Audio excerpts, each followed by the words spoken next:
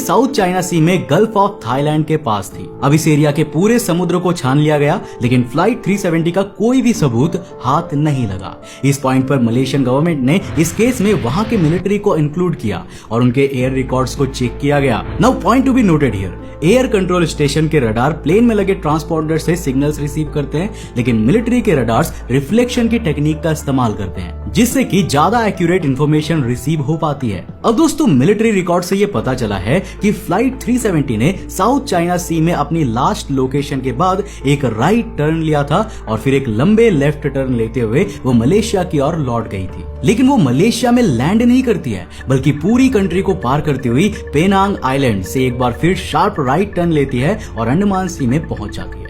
अब दोस्तों, अंडमान सी का ज्यादातर इलाका भारत, म्यांमार और थाईलैंड के हिस्से में आता है, इसलिए मलेशियन मिलिट्री रडार्स की पहुंच इसके आगे नहीं थी। तो इसके बाद फ्लाइट 370 का क्या हुआ होगा?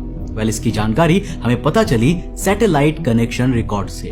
देखो, आसमान में जो भी प्लेन्स उड़ान भरते हैं वो लगातार सैटेलाइट्स को सिग्नल्स भेजते रहते हैं और इन सारे सिग्नल्स को जमीन पर मौजूद कोई ना कोई स्टेशन मॉनिटर कर ही रहा होता है। अब अंडमान सी के एरिया में एंटर होने के बाद फ्लाइट 370 का सैटेलाइट से कॉन्टैक्ट टूट गया था, लेकिन सिर्फ 3 मिनट्स बाद फ्लाइट 370 की ओर से एक बार फिर कॉन्टैक्ट रिक्वेस्ट की जाती है। इसके बाद अगले 6 घंटों तक फ्लाइट 370 सैटेलाइट के कॉन्टैक्ट में रहती है और फिर उसके बाद इससे हमारा कांटेक्ट परमानेंटली टूट जाता है। लेकिन सवाल है कि आखिर ऐसा हुआ तो कैसे हुआ? दोस्तों, इसका सीधा सा कारण ये था कि 6 घंटे उड़ान भरने के बाद फ्लाइट 370 का फ्यूल खत्म हो गया और तब तक अगर वो कहीं लैंड नहीं हुआ, इसका मतलब प्लेन कहीं ना कहीं क्रैश हो गया होगा। लेकिन इससे पहले 6 घंटे तक वो प्लेन कहाँ घूम रहा था? दुख की बात यह है कि सैटेलाइट कनेक्शन रिकॉर्ड्स हमें फ्लाइट की लोकेशन के बारे में कोई भी इंफॉर्मेशन नहीं देता है। इन 6 घंटों के दौरान ऑस्ट्रेलिया के पर्थ में बना एक ग्राउंड स्टेशन फ्लाइट 370 और सैटेलाइट के बीच सिग्नल्स को मॉनिटर कर रहा था। अब जब वो फ्लाइट 370 में इरेगुलरिटीज को नोटिस करते हैं तो प्लेन के क्रू से कॉन्टैक्ट करने की कोशिश भी की जाती है,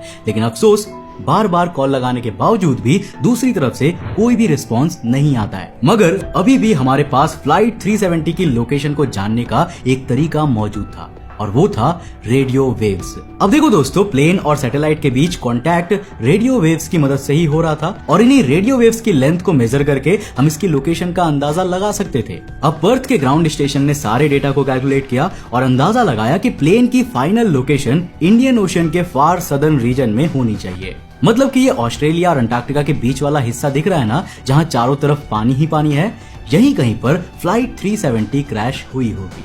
लेकिन दोस्तों, विशालकाय ओशन के बीच हम प्लेन या फिर हेलीकॉप्टर से नहीं जा सकते थे और शिप